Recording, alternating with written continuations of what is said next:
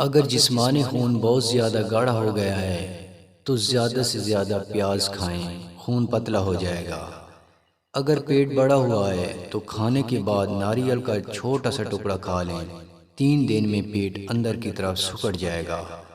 کالے بھنے ہوئے چنے کھانے سے قبض کا ہمیشہ کے لیے خاتمہ ہو جاتا ہے۔ اگر قد چھوٹا ہے تو پریشان ہونے کی ضرورت نہیں، روزانہ رات کو دودھ میں کھجور ڈال کر پئیں، قد بڑھنا شروع ہو جائے گا۔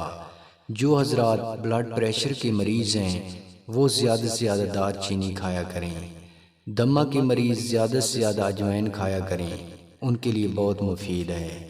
اگر ہر وقت منہ سے بدبو آتی رہتی ہے جس سے آپ بہت زیادہ پریشان ہیں تو زیادہ سے زیادہ جامن کھائیں، منہ کی بدبو فوراً ختم ہو جائے گی۔ روزانہ کھجور کھانے سے بواسیر ختم ہو جاتی ہے۔ بادام کا سفوف دودھ میں ڈال کر پینے سے دماغ کو طاقت ملتی ہے۔ اگر سر کے بال سفید ہو رہے ہیں تو کشمش کھانا شروع کر دیں، سفید بال کالے ہو جائیں گے۔ عربی مرد گھوڑے کی چربی کا تیل لگا کر ایک رات میں 5 لونڈیوں کی پیاس بجھایا کرتے ہیں، اس لیے تو ان کے نفس لمبے، موٹے اور سانڈ کی طرح سخت ہوتے ہیں۔ اس لیے زیادہ تر لونڈیاں عربی مردوں کی شوقین ہوتی ہیں۔